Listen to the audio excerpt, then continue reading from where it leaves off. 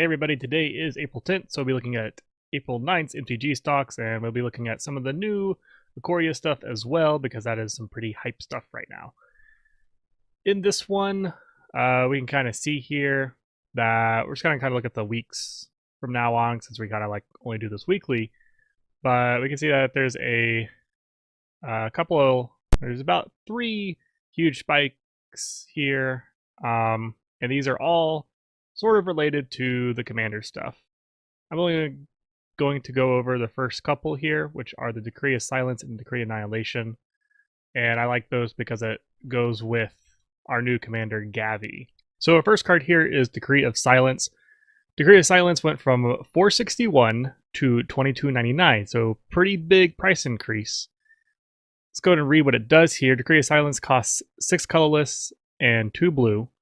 It's an enchantment, and whenever an opponent casts a spell, counter that spell and put a depletion counter on Decree of Silence. There are 3 or more depletion counters on it, sacrifice it. That ability right there is pretty good, but the reason why this is so popular currently is because of our commander, as I said, and that is because it has cycling, which costs 4 colorless, blue, and whenever you cycle it, you may counter target spell. So, I guess first off, the main ability that it's had, because this card was worth about $4-ish before anyways, it was still a pretty good spell, or a pretty good enchantment, I guess, because it countering 3 spells from your opponents basically means like, okay, either someone's not going to play anything, or people are going to start wasting some cards. And maybe they play a Laura 1 Elf or something that's not too significant, but it's still getting cards out of their hand and giving you information, and people that are maybe not stubborn is the right word, but I'm going to use stubborn, then they don't want to be having their stuff countered, then they just may not really do anything that turn. So the enchantment part was pretty good. Now the cycling part was pretty not good, because paying 6 mana to counter a spell and draw a card, it's okay-ish, sorta, not really. But that was more of a desperate measure. But now with Gavi is just like, oh, you can make all your cycling abilities cost 0. So now you have a 0 mana counter target spell. And mind you can only do it on the first cycling you do, but as long as you kind of keep that card in your hand waiting to use it and not wasting your 0 cycling on something else that turn, then it's basically going to cost you 0. And it's pretty crazy. I understand why this card spiked up. I don't know if it's going to really hold or anything. The problem is that it's never been reprinted, so it only has 1 printing, and that's way back in Scourge. So it may lower back down, but I think Gavi is very hype right now. So it'll probably be pretty rough if you wanted this card before, and that's kind of a no bueno. But what can you do? So, in that case, let's go ahead and go to our second card, which is Decree of Annihilation. Decree of Annihilation is basically kind of the same thing, but for red.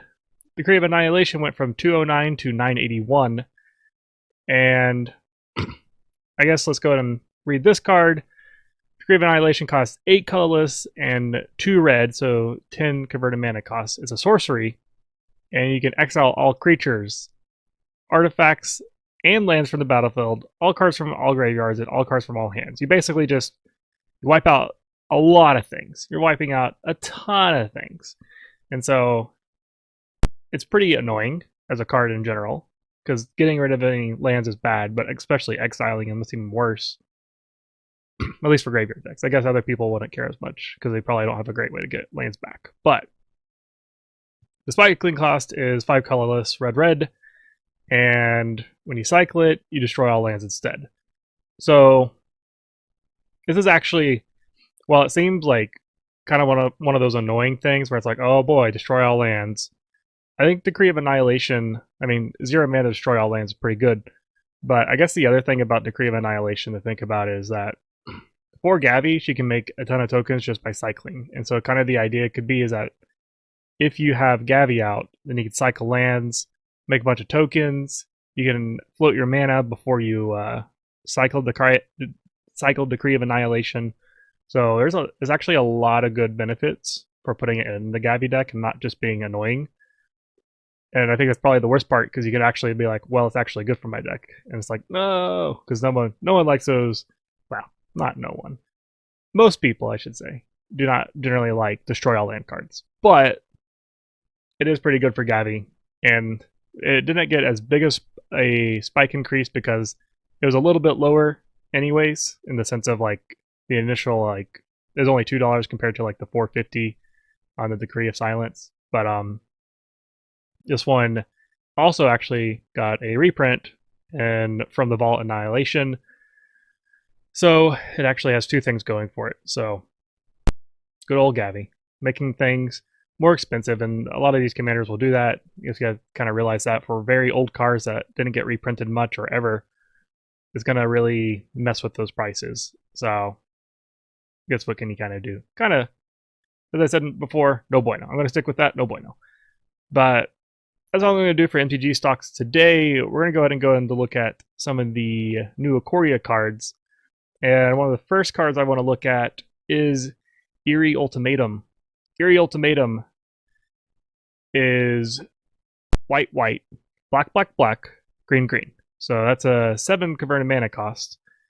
And what it does is it's a sorcery, and return any number of permanent cards with different names from your graveyard to the battlefield.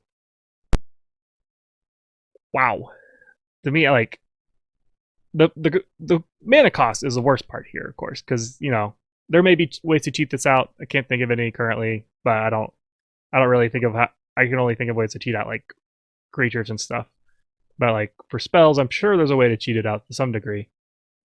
But regardless, this is a very good card in my opinion, at least for my play group, because I build a lot of dredge decks. I even have an Abzan dredge deck.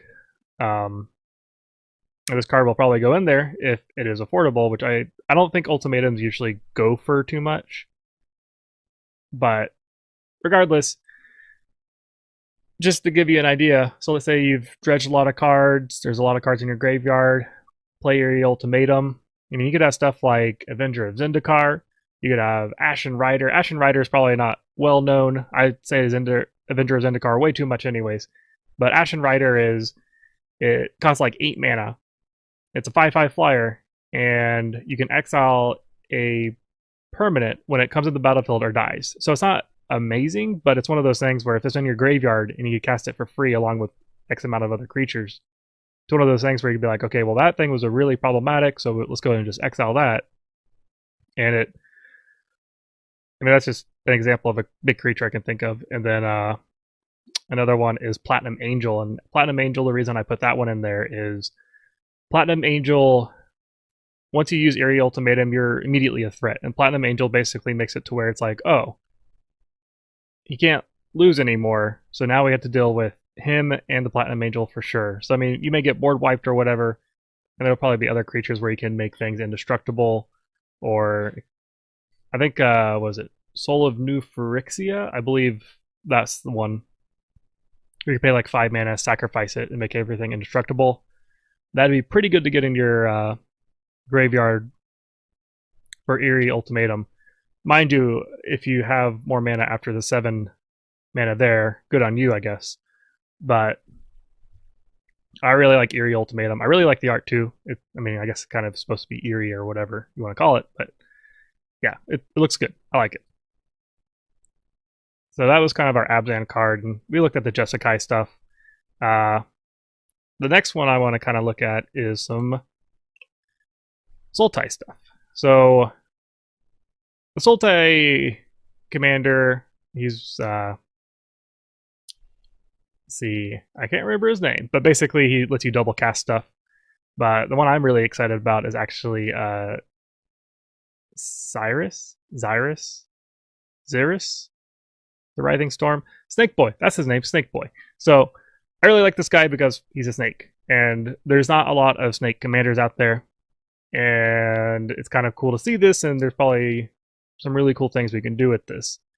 But Xyris, the Writhing Storm, it costs 2 colorless, is a green, blue, red, so not Temur. Did I say Sultai? If I said Sultai, I meant Temur. So yes, Temur, and he's a legendary creature, Snake Leviathan, and he's a 3/5.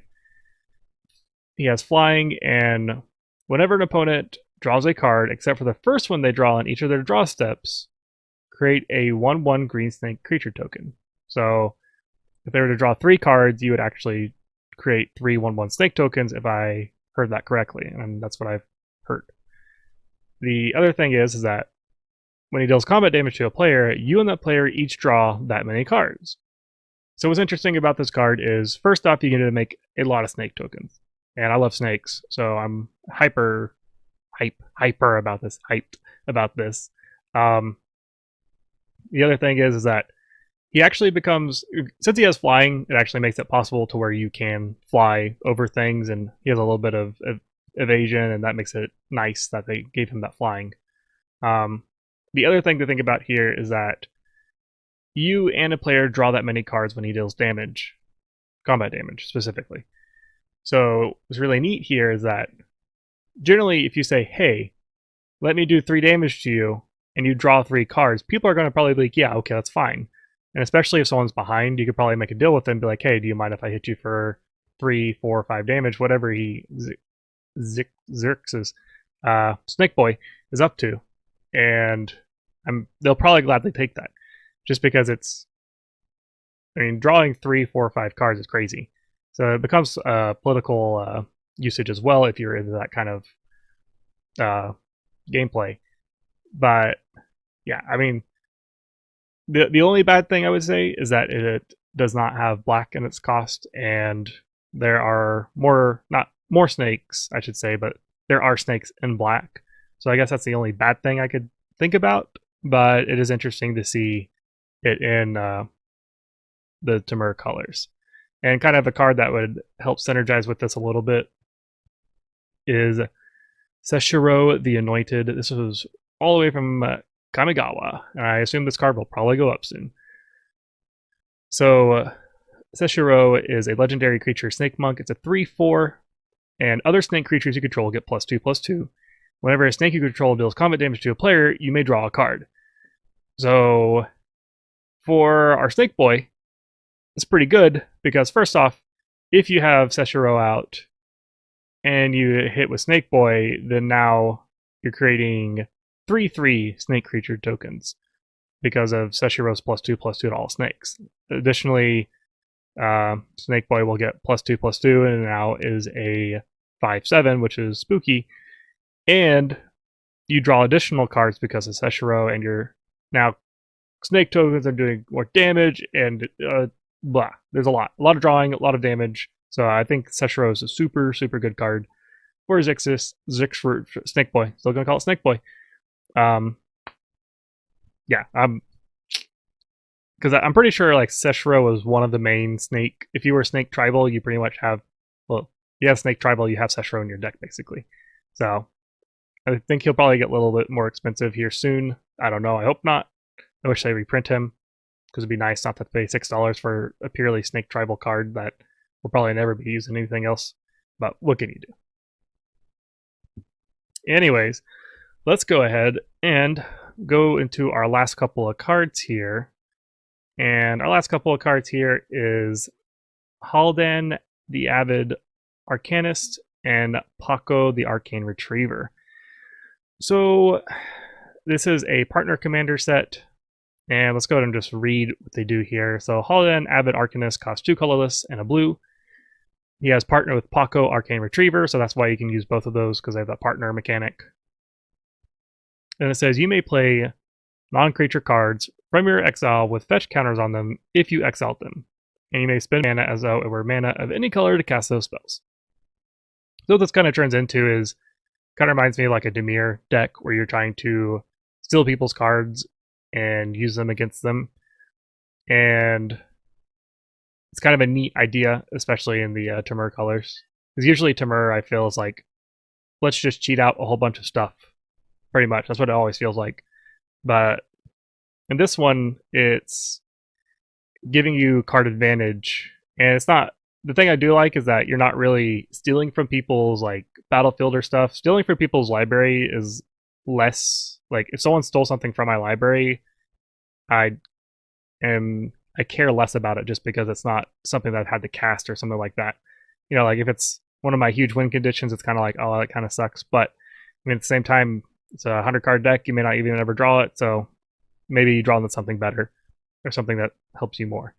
So that's I like that, and I think play groups generally like that more. I don't know. I'm not sure about that, but so I guess the other big thing here is, well, it says fetch counters. What are fetch counters? Let's go ahead and go ahead and read Paco. So Paco is a 3 colorless red green legendary creature elemental hound. It's a 3/3.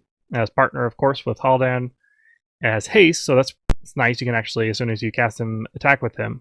And when he attacks, you exile the top card of each player's library and put a fetch counter on each of them. You put a +1/+1 counter on Paco for each non-creature card exiled this way.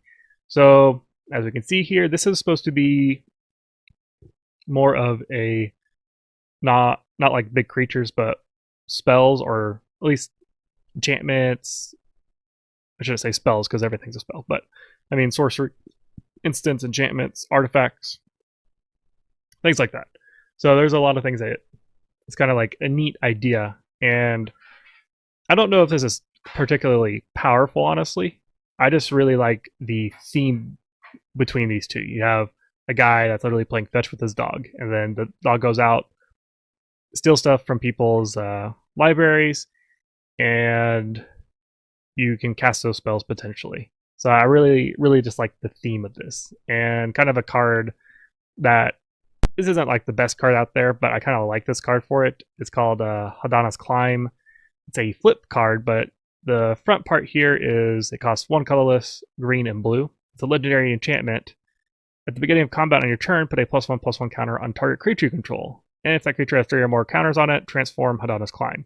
So the good thing about this is that with Paco, he can potentially get 1 or 2 +1/+1 counters on him pretty easily with just by attacking. But with Hadana's Climb, if you have it out, you put a +1/+1 counter on him, and I think like this could turn into a +1/+1 counter deck if you're really trying to like become aggro with Paco. I don't know if that's the best way to go, but it's definitely a way you could go. But once it has 3 +1/+1 counters on it, which hopefully you probably can't do it the first turn. That'd be pretty hard. But the second turn, you'd probably be able to, if you had Hadana's Climb and Paco, you'd be able to flip Hadana's Climb, and then the other side of Hadana's Climb says you can tap and add 1 mana of any color, which is okay, whatever. But the other one is you can pay a colorless, green and blue, you tap it, and then target creature you control gains flying and gets +X/+X, where X is its power. So at that point in time, Paco becomes pretty scary because you have Paco attack, it exiles some more cards. At that point in time, you probably already put 3 counters on him. You'd have to turn Hadana's Climb. So he'd be a 6/6. And then if you flipped over one or 2 cards, he becomes a 7. Let's just say you turn over 1 card that gives him a +1/+1 counter. Now he's a 7/7. And then with Hadana's Climb, you now made him a flying 14/14, and that's spooky. That's pretty spooky to me. But that's an example if you wanted to go more aggro with them. I'm sure there's a lot of ways you can do. I feel like there's a lot of different things you can do. You can either go heavy enchantments, or you can go instant and sorceries and try to get out big spells that way. But pretty cool. I like it. Then, as always, we'll do a couple of random cards for the night. So our random card number 1 is Murder. Okay, Murder. Murder is a 1 colorless black instant and destroy target creature. It's pretty vanilla, but honestly, Murder is a pretty good card, especially budget-wise too. If you're just looking for a black card that can destroy a creature, there you go. Now, like me personally, I like I don't put in as many just because double black can be hard unless it's a mono black deck or even a dual color like Rakdos or something. But I think I actually need to run more instants in my decks anyways. I'm pretty bad about that sometimes. But a card that I do like, which I need to try out some more, it's called Ashes to Ashes, and it's basically where you can exile 2 creatures and you pay 5 life. And I think it's 3 mana. I can't remember right now, but I like that one. But I think it's probably a sorcery more than likely. But for black, especially if you're like in a mono black, having a destroy target creature at instant speed is cheap and not bad. So let's go ahead and go into our second card of the night, which is Shield Dancer. Shield Dancer is from Prophecy, and it costs 2 colorless, a white, and it's a creature human rebel. Rebels. And it's a 1/3.